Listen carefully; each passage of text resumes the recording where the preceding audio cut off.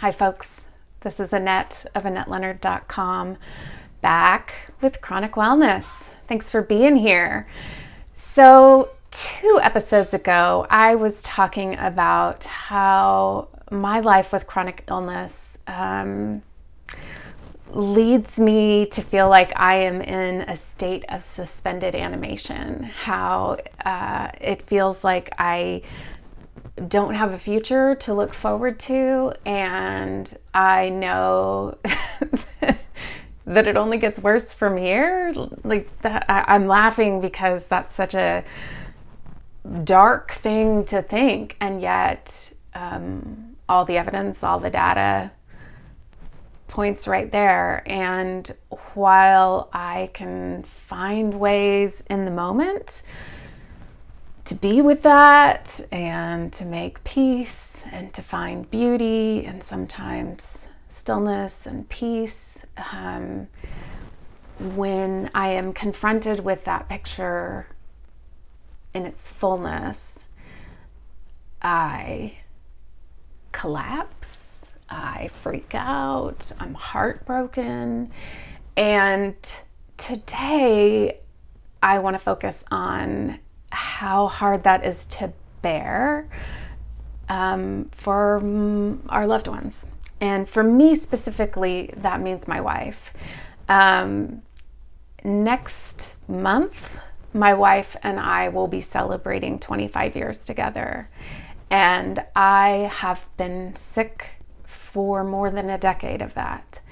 And while the first half of our relationship is marked by activity and travel and what feels like a big and vibrant life, our life now is not those things. And when we are sitting around having a sedate life that includes more Netflix and Hulu than anything active or with others or reliably out in the world. I mean, aside from a global pandemic, my heart breaks for the life that my wife doesn't get to live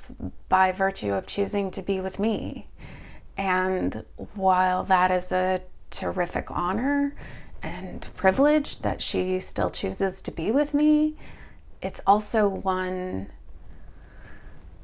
that brings me a lot of guilt and that I have a hard time sitting with, and that every now and then I freak out about and want to choose on her behalf instead of trusting her and the choice she's making for herself. And so that's what I want to acknowledge today, is that this stasis, should we be so lucky, because stasis implies, that things are going to be static and unchanging.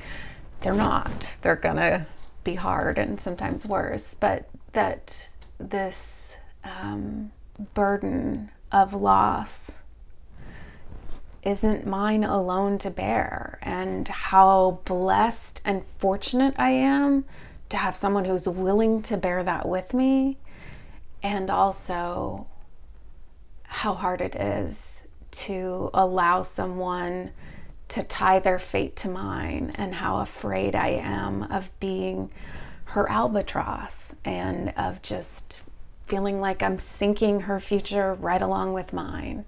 And what a lot that is to sit with and bring to my therapist